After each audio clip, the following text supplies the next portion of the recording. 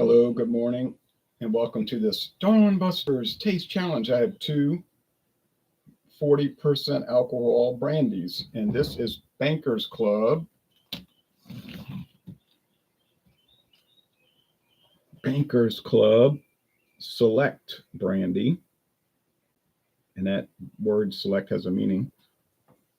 And it is bottled by Regent Distillers Products, that's Laird and Company, Kasser-Laird of New Jersey. So it's actually bottled in New Jersey, but it does not say anywhere on the bottle that it is made in New Jersey.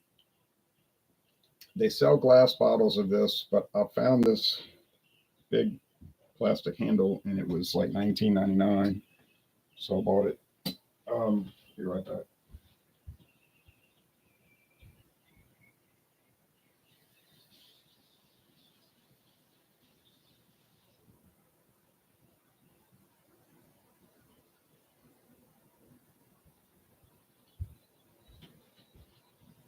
So I found this at Total Wine & More, but I have seen Bankers Club at other stores. Not commonly, and I've never seen it in this town, but this town is only 20-something thousand people. Okay, so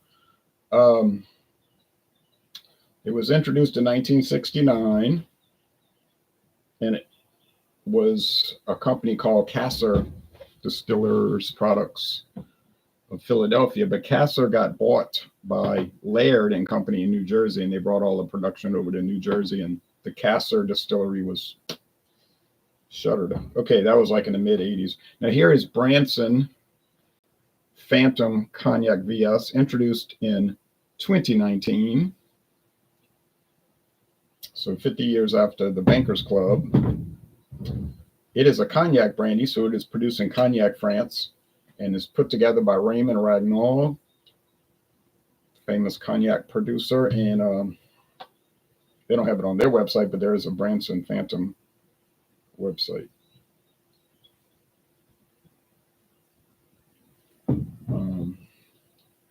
This one runs about $39. Well, the suggested retail price is $39.99. So that's what you should be looking for. But I did see it online at other stores for like $48. So they're upcharging it. Shop around. Now, it is sold in my town. I saw 3 different versions of it in the last 2 weeks. This VS with the black wrapping. It looks like a black bottle, but it's actually just a black wrapping on it. Clear glass bottle. I saw 2 different VSOPs. I haven't seen the XO, but I wasn't actively, searching out Branson. I just noticed it. Okay. All right. These are both copper, almost mahogany. I'm gonna have to add a little bit more Branson. Trying to nurse these along, and save them, but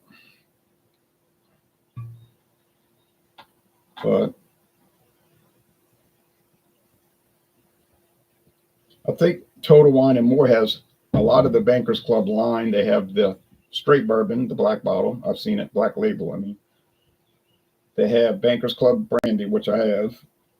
I think they have the gin and the vodka, but I can't, I'm not going to buy everything. We'll do the website showcase. I'll show those, screen share. So here's the Bankers Club family. The 80 proof bourbon, which I have seen, didn't buy it, got too much bourbon now. The brandy, oh yeah, the blended, American blended whiskey. I have a bottle of that. God, I had bought that, but I got the big handle instead. Well, that's all they had. Gin, I've seen it. Vodka, I've seen it. Scotch, never seen them. Silver and gold, yeah, I've seen both of those. So there's 8 Bankers Club products according to the website. Now, sometimes they don't list everything, but why does it say select brandy? Because this company does not distill any of these products. They only distill one thing, and that's Applejack, which is a brandy, but it's made from apples. So any of the other liquor is, like they say on the bottle, selected. They do is they make contracts with other companies buy their product, their bulk liquor, and they buy their brand under their brand name. If it's at auctions where they buy it, it could be different liquors each bottling, or it could be the same thing with just a cognac. I'm not sure how they do it, but they do select it and bottle it. So there's the liter bottles they're showing here. You say, well, those are just bar liquors. Yeah, that's right. That's what they are. They usually at bars as a well drink. Give me a Brandy Alexander. They're going to grab that. They're not grabbing a Hennessy VSOP privilege. Not for their happy hour special, I'm pretty sure. Now, here's the Branson V.S. Phantom. And they talk about the Raymond Ragnaud producers. They'll tell you who's producing it for them, okay? They're not trying to hide that.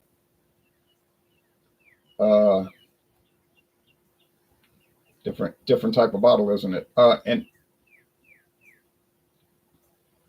they go into exquisite detail. If you have a lot of time later, you could check this website out because very elaborate. It's pages and pages of it. So I guess most people wouldn't care to do that, but it is available. And like I'm saying, another reason that they probably don't list the distiller for this is because, like I say, it might change each time. They might bottle it a couple of times a year and it might be different sourced. But, it'll follow a certain template, a certain type of brandy flavor that's general one to the other, not really noticeable differences unless you had some very peculiar desire to really work through it. And being used as a bar whiskey, a well whiskey, that's called a rail, not whiskey in this case, brandy, but the whiskey over there that I showed you. It's going to be mixed with cocktails, and you're not going to detect much of the flavor anyway. You're just going to get that base. So, yeah, it's probably not going to really matter. It's not being made for sipping. But, I mean, you could do that. Obviously, I did that. I bought it for that. But I don't own a lounge or a bar. Okay, so I'll just check Total Wine just for the heck of it, see what their price is right now for it. But they have a tendency to have a lot of turnover. They might have it, and then a month later they don't have any of the stuff. They got something else in. But that's cool. I mean, that's fine. Might irritate some people that got attached to it, I guess, but that's probably not too many people. Let's see. Bankers Club. Bankers Club. What do they have from Bankers Club? In other words, Laird, Kasser-Laird. Scotch. Oh, they've got it in. Okay. Well, now there you go. They got it in stock. First time I've seen it. Not in person. I'm not looking at it. $17.99. That's quite a deal.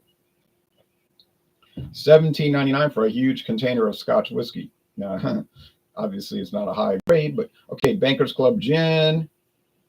The blended whiskey, $16.99. I think I paid $13.99, but that was before the JB inflation kicked in. Vodka, $12.99. That's getting really low. Gold rum, $16.99. The silver is $15.99. So that's not bad for rum, but I know where to find some cheaper rums in that size, actually. A 750 milliliter bottle of the vodka is $7.99.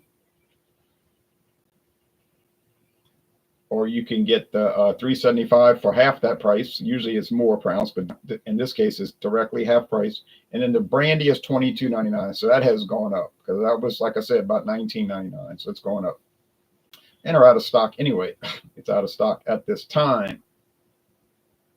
And they're not listed either, so they must have cut that. They got a lot of bourbon at Total Wine, and you could just see how some brands are not, because people never heard of it. I never heard of Bankers Club. That's probably terrible. You're basing it on you never had it, but you're saying it's probably terrible. Well, it's probably good, and it's probably from a major company. They just have overflow production. Burley Sullivan says, hey Burley, cheers. Back to you. Now I asked Sazerac, meaning I asked Buffalo Trace on the phone. I asked the lady, I said, do you ever take the same bourbon and just rebrand it as something else? Oh, no, never. She says, never. She seemed kind of aggravated that I asked that question. She said, all of our bourbon, is a separate recipe. So Burley Sullivan is watching, a regular viewer. He's saying you, and I'm saying again, cheers back to you. To you. But notice what she said. She said all of our bourbon is a separate recipe. She did not make that claim for any other product that they make. Point noted. Nor did she claim that their bourbons were not sold off to other companies so that they could take the same product and put their own label on it. See, I didn't go into that detail. But if I would have asked her that question, because I hadn't thought of doing that, and she would have said, well, we don't want to get into that, that would have meant, you know, the answer. Okay. Now, whether that's unethical or not, I don't know. When you think about it, it doesn't seem to be, because, I mean, you know, these bourbons, they kind of the same anyway, and it's all corn whiskey. It has to be a specific type of corn whiskey called bourbon. And I mean, if you're getting it for $8 or $9 a bottle, you're not really you're probably not that picky of a bourbon drinker to start with. So it probably isn't going to matter. You're going to be even less of a consideration. But that being said, let's go on. Well, I'll be able to tell these apart. You would think, yeah, easily, because here this is huge bottle here in plastic, cheap, huge bottle for $22, $23. And here's a regular size bottle for $40, about $40. Although I did pay $11.99 for it, which was a bizarre occurrence on its own. Never expected to see that. But let's go with the regular prices as they stand now. $22 or $22.99 for this huge container, which is going to last a long time, or $39.99 for this. You would hope that the Branson would be significantly better. But my opinion is that it's not. My prediction is that it won't be particularly better, and you may not be able to tell them apart. And when I say you, meaning me. Craft Beer Tastic says, he says, think of all the trickery that we know of. Of course, these distillers are pulling even more stuff behind the scenes. That's my general feeling. They got a lot of people saying that Old Crow these days is nothing more than a 3-year-old Jim Beam, because Jim Beam is 4. They're just aging Jim Beam, and some of it gets to 3 years, and they pull it and bottle it as Old Crow. Maybe that is the case, but it's not unethical in that sense because they own it. I mean, they bought the brand rights years ago, decades ago, and they can do whatever they want with it. It's sold as an inexpensive bourbon. They got it at Walmart. People buy it, and technically it would be a different recipe in the sense that it's the thing that changed was the time in the barrel, which is a different recipe. If you cook this muffin for you cook these 1 minute less than the other ones, bake these muffins for a minute less than the other ones, well, it's a different recipe. A recipe is an algorithm, it's a formula. You say, yeah, but it'd be the same ingredients. That's true. D-Man says, good morning. Good morning to you. It's true, but still different. Not much. Now look at Sazerac. You're talking about, look at Buffalo Trace. Think about it. They kind of like Taco Bell or bourbon, because Taco Bell, right? They take the same few ingredients and they mix them all around and make like 40 different items on the menu, but it's all like the same thing. Shredded lettuce, shredded cheese, ground meat or chicken, ground beef or chicken. Onions. They used to use black olives. That was done away with. They used to have green onions. That was done away with. They got red sauce, green sauce. Sometimes they'll bring in a specialty sauce, which you got to pay more for. Corn flour, then wheat flours. The burrito flours, the flour and the tortillas, corn or wheat. And then they have some of those fried flours, hard and soft.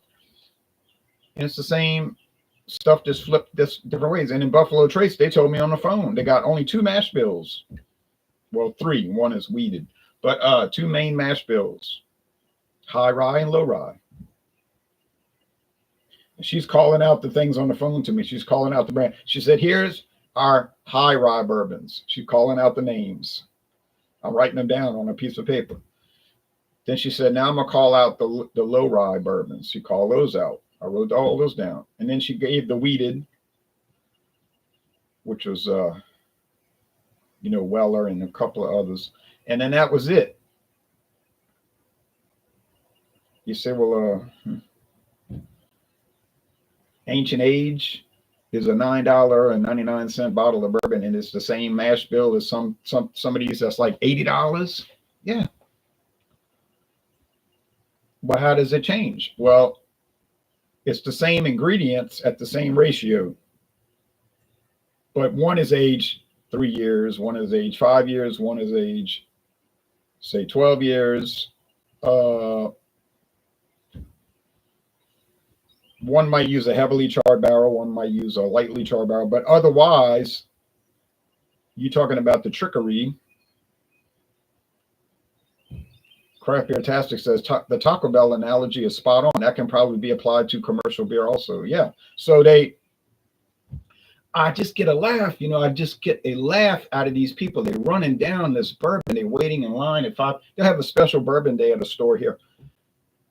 And that's it. As soon as 6 o'clock comes, we sell them. They'll line up with their little lawn chairs and all in front of the store. And they can't wait to get in there and buy that $80 bourbon. And they walk right past the $10 bourbon. And I'm thinking, it's the same mash bill. It's the same stuff. But they'll claim, oh, no, it's wet. Well, first of all, I'm sure 99% of the guys waiting in that line have never looked at the Buffalo Trace website, never bothered calling them, and probably don't know the mash bill. They just, they work at Marathon or Refinery. They make a lot of money, and they hear about, oh, yeah, you got to get Blanton's and so forth. And it's like a prestige product. They want everybody to see, look, yeah, I got Blanton's. I haven't opened it yet. I'll get around to, you ain't too worried about it. Yeah, you're not too worried about it. That's why you waited in line at 5:30 in the morning, because you wasn't worried about it. But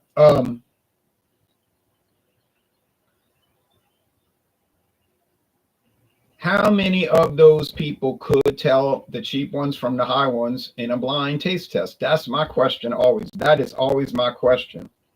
How many people? I don't know, because I haven't done this study, but it would be very interesting.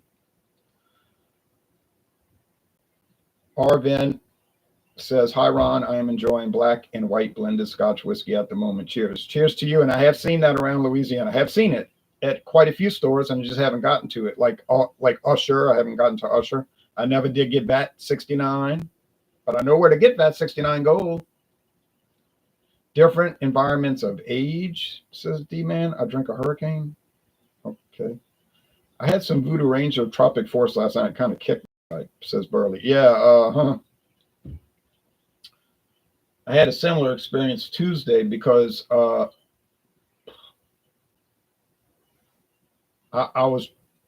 tell you, they have that MXD. It's called mixed. It's for the ale. It says on the side of the can, flavored ale. And they claim on the can it's 12. And I know they're not supposed to lie about it. It says 12%. And it's a pint can. But I drank that, and I'm thinking this has got to be higher than 12. It just seemed like, I don't know, maybe I'm crazy, but that was just like craziness. And then I was like, well, I guess I got 2 beers left. I could drink natural ice, still kind of strong, right? And then I kind of lost count. Your head starts swimming. I was like, did I drink 1 natural ice or 2? And I was thinking I should have left the cans out on the counter, and I could have my count. See, because that's my standby beer. I might go to Milwaukee's Best Light coming up, though, just a little break on that. But I was like, nah, maybe it was just 1. I see you starting to lose track because you can't think straight because you drank this MXD knockout thing. And then I said, look, well, I am so sick of looking at this Schlitz Gold Bull in the fridge. It's out of date anyway, although it really held up. I mean, it had a lot of spiciness to it, a spicy component, I thought. But I was like, I guess it'd be all right to drink it, and that was it. I said, well, I am going to keep those on the counter from now on, those think, but 8%. Yeah, hurricane 8.1%. Yeah, hurricane 8.1%. That's a strong one. God. Did I feel bad the next morning? No, didn't feel bad. Nope. Just couldn't quite remember things, which is never a good sign. It's like, did I call somebody? I had to look at my phone log, and I was like, oh, wait, 22-minute phone call. I remember maybe 1 minute of it. So that's not a, you said, that's a bad habit. Yeah, well, luckily for me, it's not a habit. And I wasn't planning it. It wasn't like some people will tell me, I'm going crazy today. I'm getting drunk. No, no, no, no, no, no. I don't plan those kind of things out. That was actually an example of bad planning by not lining up those cans to keep track. Because usually on a day off of work, I'll drink just 4 beers. That's it, 4. And that's the truth.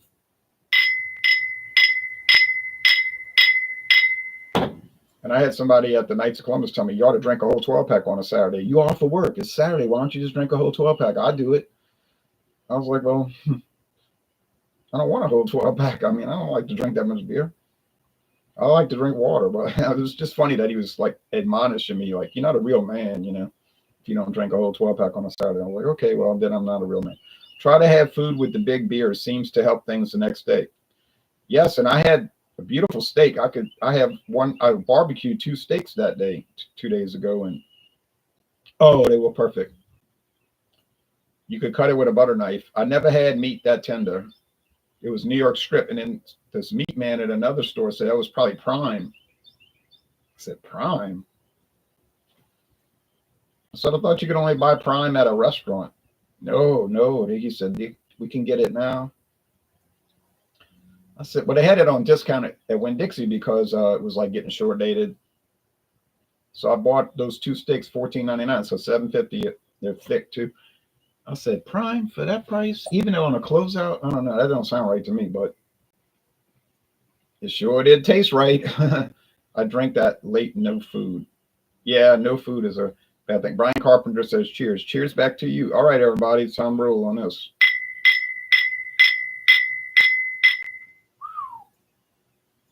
But yeah, just think if I hadn't eaten this steak. But yeah, that was primo, man. And those black beans was good. Oh yeah, work was good. You hear this? And I used to teach how to hear this language, this grammar. But I didn't teach English. All right. Yeah, it doesn't smell like much, but that's a trick because I said this all along about this Branson. It didn't have much aroma. It's kind of neutral in the nose. Not bad. It just wasn't much happening. This is pungent over here. I'm smelling like grape leaves. Woo. Now what is it? I don't know. Maybe Bankers Club. Staking a Pilsner Urquell is heaven. I love that. Pilsner Urquell. It's a jewel. Time to taste. I've been thinking about the steak for 2 days because I ate the first one. And then like yesterday at work, I was like, man, I wish I was eating that steak today. It's in my fridge. I'm just going to heat it up in the toaster oven, because it'll stay crisp. You know what I'm saying? Won't get spun, microwave oven ain't no good for that. So I'll just put on bake. It won't take long. And then that barbecue sauce was good with it. I put a little Worcestershire on it after. And I just kept thinking about it. I wanted to eat it. That's funny, huh? Broiler. Yeah, but I don't think I'm going to put it on broil because it's already pretty charred on the outside. Not burnt or anything like that, but charred because that little, people tell me it's called a hibachi. But I looked up hibachis on the internet. They didn't look anything like this cast iron barbecue pit that I have. But that thing, you got to watch it because it gets really hot. And you cover that steak with the foil, and it's just amazingly hot. And it's got such airflow. It's got the 2 holes at the bottom. And it's the way, it's kind of like in that convex V-shaped design. It's kind of like, I said to somebody at work yesterday, whoever designed this barbecue pit must have been a genius. But you keep your eye on it and it'll be perfect. But you can't let it go and forget because it'll burn it up. All right.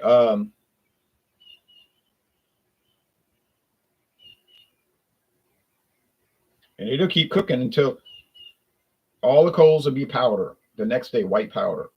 True story. It's full of white powder right now. Ash. You know it's hot.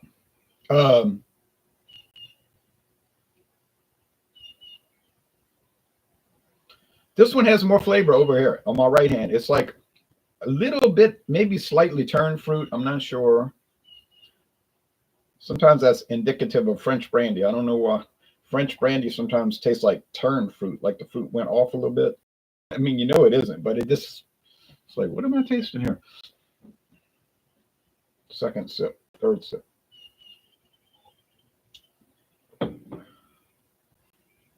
This one's kind of neutral. You got to watch out, though. Boy, they got some suspect on the shelf. I've seen this brandy, so-called, from California. I was like, what is this? Is this a joke? It says brandy with grain neutral spirits. I said, that's an impossibility. I would never buy that. I'm not dumb enough to buy that.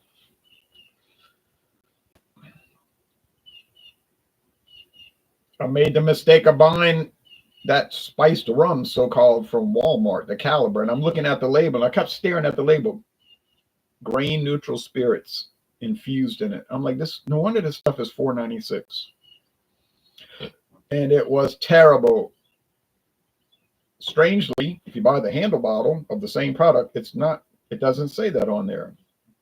Grain neutral spirits does not say that. So it's obviously pure rum. But I got burnt. You burned me once, Walmart. You're not burning me a second time. I got burned on that Caliber spice rum, so-called. Man, it did not matter what you did with it. You could mix it with any kind of cocktail. It was still terrible. It would ruin everything. Anything you would put it in, it would ruin it. Was that the worst liquor I ever bought? Absolutely. Easily the worst. I was so glad when I wasn't going to waste it. I said, I'm determined. I'm not wasting it. I'm going to choke it down. And that was basically what it was, choking it down. A true train wreck of a liquor. Still on the shelves. Somebody's buying it. I don't know why they would do that. Okay. I think I know. Sour Night says, wake up and sip. Yes. So I've been up since 2:20. 4 hours now. Central Time, you understand. This got a lot more flavor, a lot more character, a lot more oak, a lot more grape leaves. Got to be the Branson. Or if this is the Bankers Club, I'd be shocked. But I'm saying this is the Bankers Club. It's a little too bland. It's the Bankers Club. Notice I didn't say anything how it tasted nasty or it was gross or unpleasant. It wasn't anything like that. The taste is fine, but it's just not much flavor. Maybe against some other lower level things, it'll compete, but against this, can't compete. Mm-hmm. So, in summary, conclusion: does the Branson Cognac live up to its price differential versus the Bankers Club? Yeah, I would say easily. Would it be likely to confuse these two? No. I don't think if you took 1,000 people, any of those 1,000 people would confuse the two. Be that here comes the Kansas City Southern Railroad eastbound.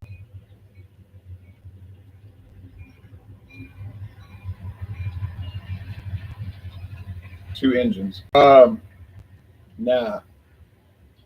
No way you're gonna confuse.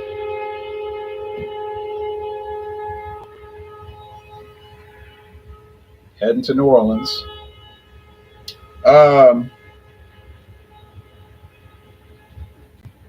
Not going to happen. You never confuse these two. No way, Jack. So the clear and present winner, congratulations to Branson, because it's way better. Okay. No knock against Bankers Club, but yeah, there's a reason it's that price. Ararat was what Churchill drank. That was like some kind of like Caucasian mountains brandy. I've heard that Winston Churchill used to like to drink every now and then. Isn't that how they came out with the Carlsberg Special Brew, that 10% knockout beer? Wasn't that designed like especially for him when he visited Denmark? Something like, wasn't it something like that? He was on a state visit to Denmark and he was meeting the Prime Minister of Denmark in or a business visit. I guess he's not the head of state, the king would be. But anyway, it doesn't matter. He and they said, oh, he likes to you know what I mean? So apparently they came out with the special brew for him. What I was reading, could be wrong, and naturally he loved it. It was 10%, and then it became like a regular part of their portfolio. Carlsberg Special Brew, which I've never had, never seen in a store. Uh, well, we know Crown Royal. Crown Royal was developed because of a royal visit to Canada. So some products are made for particular people, and then they do become a mainline product. All right. Crown Royal Canadian blended whiskey was only supposed to be made for that 1 year, just for the trip. They made a huge batch of it because they said they knew that the king and his wife and all of them, their entourage used to, well, they were pretty big into smoking cigarettes and drinking. That's just what they did. Especially the father drank smoking too much and he died of lung disease basically. But they knew that they were kind of into that, so they're like, we're gonna stock this train with this special recipe, Seagram's Crown Royal. It's only going to be for them. And then they did sell some for the people of Canada, like a specialty, commemorative bottles. Can you imagine what that would be worth today if you had a full commemorative bottle of Crown Royal 1939 edition? None of which probably exist. And well, maybe in their archives of Canada they might have it. But the point there is it was so popular that Seagram's was like, shoot, we're just going to keep making it, because people like it. So they kept making it up until today. It was always 80 proof, so they didn't lower the volume. I mean, the alcohol volume. And they didn't even sell it in the United States till 1964. So it took a year, 25 more years to come to the United States. But it just,